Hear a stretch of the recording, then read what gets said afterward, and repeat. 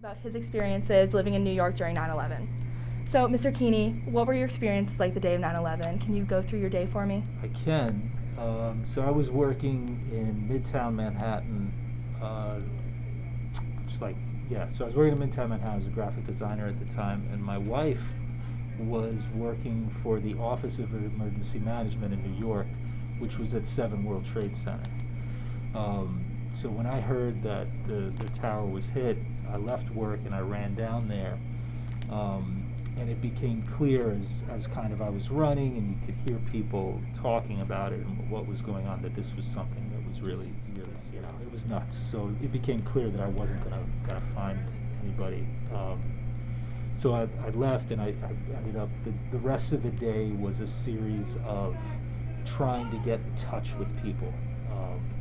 Cell towers were all out, so there was no cell phone service. The only things that worked were landlines, so you couldn't get in touch with anybody. And of course, I had no idea what was going on. I only knew that at that point, by that time, both towers had come down,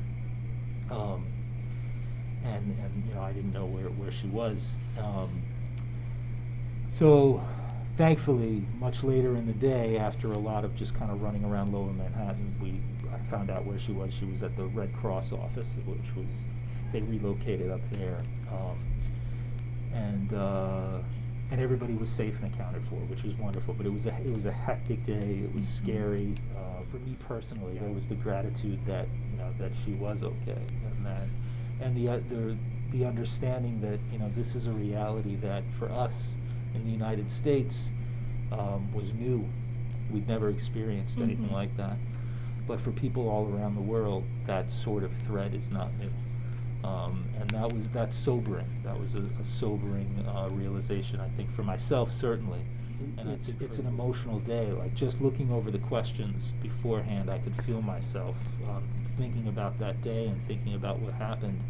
And I think for those of us that were there, it's emotional, but I think for those of us that just experienced it in whatever way we experienced it, was the city was attacked, but the country was attacked. Our nation was attacked, and that's an emotional thing. Mr. Grant, can you describe what your day was like on the day of 9/11 and just walking through the events that happened? Yeah, I was a teacher here at the time. I was teaching down in room 100. And we were all at the opening day mass that you all are having tomorrow. And my daughter at the time was a student here. And we had the entire student body over in the Gallagher gym. And Father Kleinstuper, who's passed now, was doing the mass. And then somebody came in and got Brother Tom Giroux, who I think was our principal at the time, president, took him out in the hallway. He came back in, and then he did an announcement that this is what had happened. The gym just went silent, except for about 15 or 20 students who had parents involved. My former student, a young man by the name of Cliff Patterson, was one of the people killed in the Pentagon. At the base of the stairs, as the football team enters the stadium, there is a monument to him. He was a great young individual, solid as can be, good student, wonderful smile. And to think that was all wiped out in a matter of milliseconds after the plane hit, he's dead. He was a captain working in the Pentagon, I think on the second floor, when the plane hit. And after he died, he left a wife, 2 children, and I believe a baby, 2 girls, I should say, and a baby on the way. They posthumously promoted him from captain to major so that his wife and children got the death benefits of a major versus a captain. And we got a fabulous country, and if we're all working together with the same mindset, the same direction, we can accomplish tremendous things. You have to be wary of those who have thoughts and ideas that are really contrary to what is humanely correct and right. So that's sort of where my philosophy. September 11th at St. John's is a really pivotal moment in our history, in that it was the first year I became principal.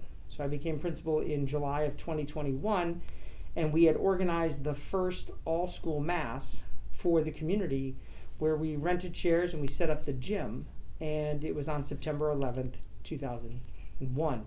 By the time we got to the end of mass, the additional plane had hit at Pentagon. And so we needed to inform the community. From that moment on, students, our main goal for the day was to support students emotionally because we had many students who had families working at the Pentagon. And so we set up almost a triage for those students in the chapel, and students were returned to homeroom, and we remained together in homeroom throughout the course of the day, communicating with families that they can pick up their children. What was interesting that day is all phone services were overwhelmed, and so no one could use their cell phones or the school phones, and we had one fax machine, and that was the only line that was working. So it was an interesting, when you think about being prepared, there were so many things that we learned about what we weren't prepared for something of that magnitude. So a very powerful, and we still have it, it's in our archives, but beginning the week after September 11th, for those who, when you look at the library doors all the way down the entire hallway was lined with writing paper, white paper.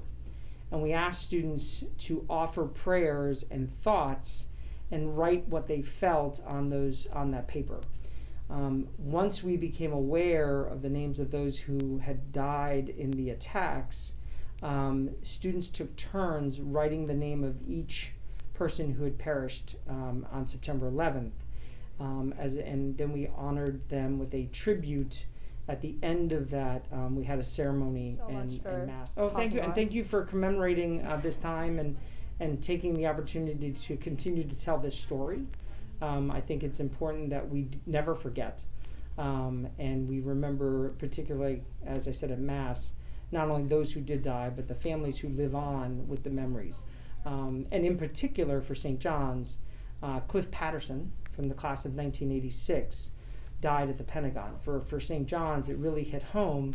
And for those students who have ever walked to the booster section in the football stadium, you see a pillar with a plaque that was commemorated by his classmates from '86. That is a new tradition for the football team because Cliff Patterson was a football player. Mm-hmm. And it's a touchstone for the football team as they enter the field. So it's a little way we remember Cliff Patterson at every football game.